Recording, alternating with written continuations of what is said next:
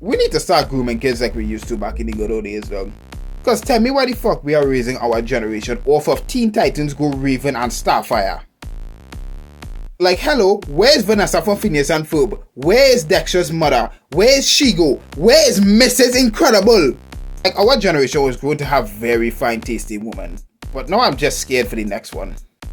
Kisuta.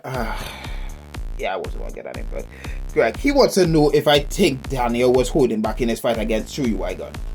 And the simple answer to that is fuck no, or else the fight wouldn't functionally work. Because the very concept in the fight is Daniel fighting with technique, meanwhile Gunn fighting with mostly brute strength. If Daniel was physically stronger than Gunn throughout the fight, then he would have easily avoided all of Gunn's blows and nothing would have affected him that Gunn tried. The reason why Daniel started relying on technique throughout the fight was because he couldn't overpower Gunn. I'm not actually going to use the Gunn versus Daniel fight first, I'm actually going to use the Daniel versus Daniel fight for this. In the fight, Daniel couldn't outskill his little body, both of them were fighting at the same caliber of a fighter. So, Daniel's second body starts relying on more brute strength to win, in which Daniel gets overpowered because he is weaker than his second body. But in the Gunn versus Daniel fight, Daniel couldn't overpower Gunn, so he starts relying on technique to actually get the upper hand, but even then he was still failing. It's more accurate to say Gunn was fighting with about 60% brute strength and 40% technique.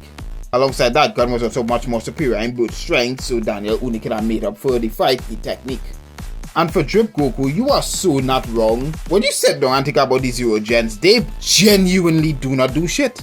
Like, hot take, but the Yamazakis are ass. The only person that's good in the Yamazaki is Shingen.